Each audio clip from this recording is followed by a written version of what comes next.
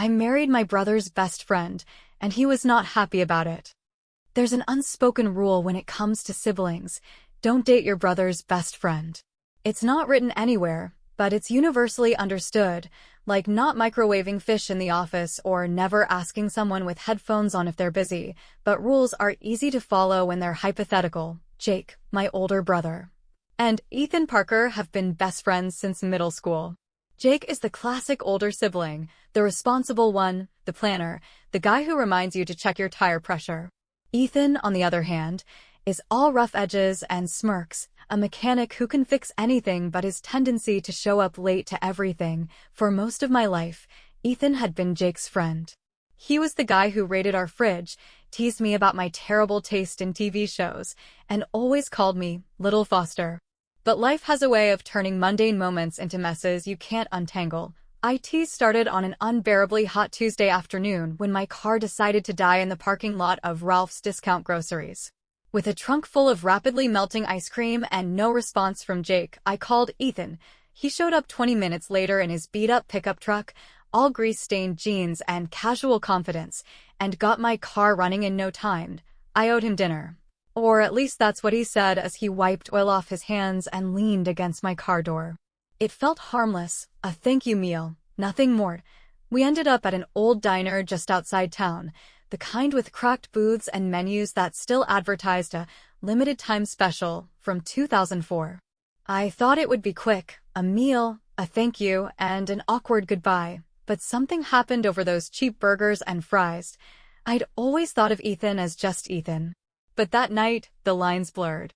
He wasn't just the guy who'd stolen the last slice of pizza during movie nights or laughed when Jake locked me out of the house in my pajamas. He was sharp, funny, and unexpectedly thoughtful.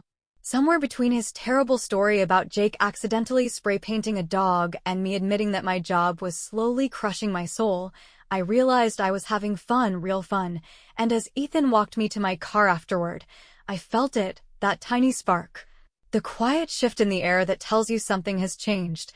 When I got home, I sat in my car for a long time, staring at the empty driveway. I wasn't supposed to feel this way about Ethan. It was against the rules, the unspoken ones Jake had practically tattooed across our childhood, but rules, it turns out, are easy to follow until they're not. Because that night, as I replayed our conversation over and over in my head, one thought kept surfacing. This might be a problem, and if Jake ever found out, it would be a disaster. It didn't take long for that harmless dinner with Ethan to turn into something more. We didn't declare our feelings in some grand romantic moment. There were no candlelit confessions or teary admissions. It just happened. We started texting more. He'd send me photos of mangled car engines with captions like, "Bet you don't even know what this is." I'd reply with pictures of burnt toast and write, "Bet you don't know how this happened." At some point, casual coffee hangouts turned into long drives after work. I started showing up at his garage under the pretense of needing my car checked for non-existent problems, and he never seemed to mind. But Jake was no fool. It started with small things, side glances whenever Ethan and I were in the same room, his head tilting slightly when he caught us laughing at something he wasn't in on. Jake had the kind of face that made it impossible for him to hide suspicion. His brow would furrow just enough to look like a poorly drawn emoji. Then came the pop-ins. Jake started showing up unannounced. He'd happen to stop by my apartment on Sunday afternoons when Ethan's truck was parked outside. He'd drop into the garage during Ethan's shifts, leaning against toolboxes with his arms crossed like a detective interrogating a suspect. At one point, Jake actually cornered me at the grocery store while I was holding a head of lettuce. "So," he said, staring at me as though the leafy vegetable held answers. "You've been spending a lot of time with Ethan lately." I stammered something about how he was just helping me with car stuff. Jake nodded slowly, in that way older brothers do when they've already figured out the whole mystery and are just waiting for you to admit it. "Car stuff." "Sure." He left with a bag of chips and what felt like an unsettling amount of satisfaction, but the real turning point came during one of Ethan's late-night garage shifts. I had stopped by to drop off food, partly because I knew he'd skip dinner otherwise, but mostly because I wanted to see him. We were sitting on the hood of a car, eating takeout straight from the containers, when Ethan suddenly stopped mid-bite and stared past me. Jake was standing in the garage doorway, holding 2 cups of coffee like some kind of sitcom dad. For a long moment, none of us said anything. Jake set one coffee down on Ethan's workbench, gave us both a look that said, "Really? This is how you're playing it," and walked out without another word. That was it. No yelling, no dramatic confrontation. Just silence. But silence from Jake wasn't comforting. It was loud. Ethan sighed as he set down his food, already bracing himself for whatever came next. I felt that same sinking feeling in my stomach, the one you get when you know the sibling storm is coming, and there's no umbrella big enough to stop it. Jake knew, and now, he was going to make sure we both knew exactly how he felt about it. Jake didn't confront me right away. Instead, he did something much worse. He lingered. For the next few weeks, Jake became a permanent fixture in my life, showing up at the most inconvenient moments with the most suspiciously casual attitude imaginable. He'd pop by my apartment unannounced, lean against the doorframe, and make vague comments like, "Nice place. Smells like motor oil," and "guilt." At one point, he even invited Ethan and me to a friendly trivia night at a bar downtown. I foolishly thought he was extending an olive branch, but no, it was an ambush. Jake positioned himself between us the entire night, physically blocking Ethan every time he tried to speak to me. He answered questions for Ethan, took Ethan's drinks off the table, by mistake, and once loudly announced to the entire group, "Wow, Ethan, you sure do spend a lot of time fixing Emily's car. Must be, like, the most complicated car in existence." Ethan just rubbed his temples while I seriously considered faking food poisoning to escape, but Jake wasn't just targeting Ethan. Oh no, he had a strategy for me. 2.1 Saturday, I was at home folding laundry when my phone buzzed with a text from Jake. "Need help moving furniture. Be here in 20. Thinking it was an emergency, I rushed over to Jake's apartment only to find him sitting comfortably on his couch, surrounded by perfectly arranged furniture. "Oh, hey, he said casually, sipping coffee. "Change of plans. No furniture moving today. But since you're here, let's chat." It wasn't a chat. It was an interrogation. Jake asked questions with the skill of a seasoned detective, circling around the topic without ever directly addressing it. How was Ethan? Had I seen him lately? Did I know if Ethan was seeing anyone these days? By the time I left, I was emotionally wrung out, and Jake was smirking like he'd just cracked an unsolvable case. But the thing about Jake was, for all his dramatics, he wasn't cruel. He wasn't mad because he thought Ethan was a bad guy. He was mad because he cared about both of us, and he was terrified that one of us would end up hurt. That realization hit me late one night as I was sitting on my couch, scrolling through old photos of the three of us. There was one picture from a camping trip years ago. Jake in his goofy sun hat, Ethan smirking at the camera, and me stuck awkwardly in the middle. We'd been a team back then. And now, it felt like Jake was on one side, Ethan and I were on the other, and no one knew how to cross the gap. The next day, Ethan stopped by my apartment with coffee. He looked tired, like he hadn't slept much, and I could tell Jake's antics were wearing him down, too. We sat together in silence for a while before Ethan finally spoke. "Jake's not going to let this go, is he?" I shook my head. Nope. Not anytime soon. But one thing was clear. If Jake was going to keep making this difficult, we couldn't just sit around waiting for him to approve. It was time to confront him properly, and if I knew Jake, he wasn't going to make it easy for us. Jake wasn't going to stop. That much was clear. His campaign of strategic interference had escalated from mildly annoying to borderline absurd. He'd perfected the art of appearing at precisely the wrong moment, whether it was swinging by the garage when I was there with Ethan or inviting me over for emergency, sibling bonding time just to ask questions he already knew the answers to. Ethan and I had reached our limit. Avoiding Jake wasn't working, and waiting for him to calm down was clearly wishful thinking. After a long night of overthinking, I texted Jake, "We need to talk. Dinner. My place. Tomorrow night." The next evening, Jake arrived at my apartment carrying a 6-pack of beer and an expression that said he was prepared for war. Ethan showed up shortly after, hands shoved into his pockets, looking like a man walking into an ambush. Dinner was awkward. The conversation bounced between overly polite small talk and long, heavy silences. Jake picked at his food like he was performing an autopsy, occasionally glancing at Ethan like he expected him to crack under pressure. Finally, after what felt like hours, I put down my fork and exhaled. Jake, enough. We need to talk about this.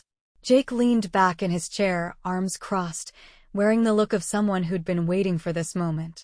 You mean we need to talk about him, he said, nodding toward Ethan. Ethan sighed but said nothing. This was my brother, after all, and some unspoken rule of masculinity had rendered him incapable of directly addressing Jake in moments of conflict. I tried to keep my voice steady as I spoke. I know this isn't what you wanted, but it happened. I care about him, Jake. And he cares about me. We're not trying to hurt you. Jake looked between us, his jaw tight. For a second, I thought he was going to unleash another sarcastic comment or make one of his classic dramatic exits. But instead, he exhaled slowly, tapping his fingers against the table. This isn't about me thinking Ethan's a bad guy, he said finally. It's about me knowing you. Both of you. And knowing that if this doesn't work out, I'm the one stuck in the middle. The honesty in his voice caught me off guard. Jake wasn't trying to be difficult. He was trying to protect something that mattered to him. The silence stretched between us again, heavier this time. Ethan cleared his throat softly. I'm not going to hurt her, Jake. I wouldn't have started this if I thought I would. Jake didn't respond right away. He just stared at Ethan for a long moment, like he was trying to read every single thought in his head. Then, finally, he nodded once. All right. It wasn't a grand gesture of approval, and it definitely wasn't a heartfelt blessing. But it was something. After dinner, Jake stood in the doorway, keys in hand, looking at both of us. You guys better not make me regret this, he said, pointing a finger at Ethan before heading out the door. When he was gone, Ethan let out a breath he'd clearly been holding for the past hour. I leaned against the counter, exhaustion washing over me. That went better than expected, Ethan said. It wasn't a victory parade, but it felt like a turning point. Jake wasn't happy about us, but he wasn't actively trying to sabotage our every interaction anymore. For now, that would have to be enough. Things didn't magically go back to normal after that dinner. Jake didn't suddenly become Ethan's biggest fan, and he certainly didn't stop giving me the occasional side-eye whenever Ethan's name came up in conversation. But the tension softened. Jake still hovered like an overprotective hawk, but now it felt less like he was waiting to pounce and more like he was watching. Testing us. Observing whether this was just some fleeting phase or something real. Ethan, to his credit, was patient about it. He didn't push Jake to accept things faster, didn't try to force a brotherly bonding moment. He just showed up. Quietly, consistently, like he always had, but Jake being Jake, he still had his moments. There was the time he accidentally invited Ethan and me to the same family dinner without telling either of us. The night turned into what can only be described as an interrogation disguised as polite conversation. Jake asked Ethan about his intentions no fewer than 3 times before dessert. Then there was the great fishing trip incident. Jake invited Ethan on a fishing trip, just the two of them, which immediately set off my internal alarms. A secluded lake. 2 guys. Fishing rods. What could possibly go wrong? When they came back, both of them smelled like burnt marshmallows, and neither would tell me what they talked about. Ethan just shrugged and said, "We sorted some things out." Jake was even vaguer, muttering something about bears and changing the subject, but slowly, things started to feel normal. Jake stopped side-eyeing Ethan every time he walked into a room. He started inviting him back to poker nights with the guys, cracking jokes that weren't entirely passive-aggressive, and, most importantly, he stopped showing up at the worst possible moments to check in on us. One Sunday afternoon, Jake dropped by my apartment while Ethan was helping me put together some flat-pack furniture. Yes, another IKEA shelf. We didn't learn from the last time. Jake leaned against the doorway, watching us struggle with what was supposed to be a simple assembly process. After a long pause, he smirked. "You two are the worst team I've ever seen." Ethan rolled his eyes, and I threw a tiny Allen wrench at Jake's feet, but in that moment, something shifted. The tension that had been hanging over us since the beginning, it cracked, just a little. Jake grabbed a screwdriver, walked over, and started helping without another word. It wasn't a grand gesture, but it was enough. The ceasefire was holding. Later that evening, after Jake left, Ethan and I sat on the couch, staring at our completed, and slightly crooked, bookshelf. Neither of us said it out loud, but we both felt it. Jake was coming around. It was slow, and it wasn't perfect, but it was happening. And for the first time since this whole mess started, I let myself believe that maybe, just maybe, everything was going to be okay. By the time Ethan proposed, Jake had mostly stopped lurking in the shadows like some overprotective sitcom brother. Mostly. He was still Jake, still prone to the occasional suspicious glance or muttered comment under his breath, but the outright interference had finally fizzled out. When Ethan asked me to marry him, it was perfect in that clumsy, Ethanish way. A ring box smudged with motor oil, a nervous smile, and him nearly dropping to one knee on a wrench he'd left on the garage floor. I said yes without hesitation, and then came the hard part, choosing the best man. It wasn't even a question, really. It had to be Jake. Despite everything, despite his dramatics, despite the months of side-eye and sabotage, he was Ethan's oldest friend. But asking him felt like trying to defuse a bomb with oven mitts. I could tell Ethan was nervous about it too. He'd been stalling for weeks, trying to find the right moment. Finally, I had enough and cornered him in the kitchen one night. You just have to ask him, I said, handing him a beer like it was a shield. It's Jake. He's going to say yes, probably. Ethan eventually caved and invited Jake over for what was supposed to be a casual beer and TV night. I hid in the bedroom, pretending to read, but mostly eavesdropping through the paper-thin walls. From what I could gather, Ethan stumbled through the question like he was asking Jake to prom. There was an agonizing silence, and then Jake said something I couldn't hear. Ethan let out a relieved laugh, and just like that, the tension lifted. When I emerged from the bedroom, Jake was lounging on the couch like nothing had happened, beer in hand, feet up on the coffee table. So, I guess you'll be standing next to Ethan at the altar? I asked, trying to sound casual. Jake smirked. Yeah, well, someone's gotta keep him from fainting in front of 200 people. That was as close to an emotional moment as Jake was ever going to give us, and honestly, it was enough. The weeks leading up to the wedding flew by in a blur of floral arrangements, seating charts, and arguments about whether we really needed chair covers. We did not. Through it all, Jake showed up, helping Ethan pick out a tux, taste-testing appetizers with the enthusiasm of someone auditioning for a reality cooking show, and yes, occasionally reminding Ethan of the "you hurt her, I hurt you" clause in their friendship contract. But something had shifted. The sarcastic remarks softened, the pointed glares faded, and every now and then, I'd catch Jake looking at Ethan with something that looked suspiciously like pride. On the night of the rehearsal dinner, Jake pulled me aside. You know, I wasn't mad because I thought Ethan wasn't good enough for you. I looked up at him, surprised by the seriousness in his voice. I was mad because I knew he was. And I knew if it worked out, I'd lose my best friend and my little sister to each other. It wasn't an apology, but it was close enough. Jake patted my shoulder awkwardly, then cleared his throat and walked away, muttering something about needing another drink. The next day, as Ethan stood at the altar and I walked down the aisle toward him, I glanced at Jake standing beside him, looking sharp in his suit, a faint smile on his face. For all the chaos he'd caused, and, let's face it, he'd caused a lot, he was exactly where he was supposed to be, and finally, it felt like everything had fallen into place. The wedding day arrived, and to everyone's shock, including my own, it went off mostly without a hitch. No one tripped down the aisle, no drunk uncle gave an impromptu speech, and the flower girl didn't have a meltdown halfway through her duties. Ethan looked nervous. Sweaty, a little pale, and deeply uncomfortable in a tuxedo, but still Ethan. When I walked down the aisle, he exhaled so hard I thought he might pass out, and Jake stood next to him, looking oddly proud. He didn't try to steal the spotlight, didn't crack any out-of-place jokes during the vows, and didn't glare at Ethan even once. For the first time since this whole mess started, it felt like he was genuinely, wholeheartedly on our side. But, of course, Jake wasn't going to let the day pass without one final moment of Jake-ness. The reception was in full swing by the time he stepped up to the microphone for his best man speech. Ethan was already gripping his glass of whiskey like it was a flotation device, and I was bracing myself for whatever was about to come out of my brother's mouth. Jake tapped the mic, cleared his throat dramatically, and said, "Well, well, well, look at us. We made it." The guests laughed politely, but I knew better. This was only the beginning. First off, let me just say, it's been a journey getting here.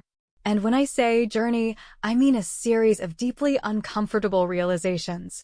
Like the one where I walked into a diner and realized my little sister and my best friend were definitely not just catching up over burgers. The room erupted with laughter. Ethan covered his face with one hand, and I felt myself turning a shade of red not previously known to mankind. But here's the thing about Emily and Ethan, Jake continued, his voice softening slightly. They work. Like, annoyingly well. They fit together in a way that makes me realize they were probably always supposed to end up here. Even if it took a dead car battery and a truly questionable diner meal to kick things off. The laughter quieted, and for a moment, Jake looked directly at me, then at Ethan. "Ethan, you've been my best friend for over a decade. You've seen me at my best, my worst, and my absolute dumbest. And, Emily, you're my sister. My pain in the neck, endlessly stubborn, smarter than me sister. And seeing the two of you together, knowing you found something real, it's pretty damn great." I felt my throat tighten, and Ethan's hand found mine under the table. Jake raised his glass. "To Emily and Ethan. May your marriage be full of love, laughter, and very few IKEA assembly projects." The toast was met with applause, and I felt a rush of relief and gratitude so intense it almost knocked me sideways.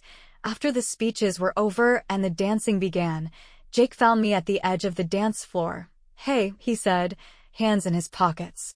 "You know I'm happy for you, right?" I nodded. "Yeah, Jake. I know." He glanced over at Ethan, who was attempting and failing to do some kind of celebratory dance move with one of his groomsmen. "You've got a good one," Jake said. "Don't let him mess it up." I laughed and pulled Jake into a hug. For once, he didn't pull away with some sarcastic comment. He just hugged me back. By the end of the night, as Ethan and I slow danced under the string lights, I caught Jake watching us from the corner of the tent. He gave me a small nod before disappearing into the crowd. Jake might not have liked how this all started, but he was here now, fully, completely, and in his own stubborn way, supportive, and honestly, that was more than enough. What would you do in a similar situation? Share your opinion in the comments.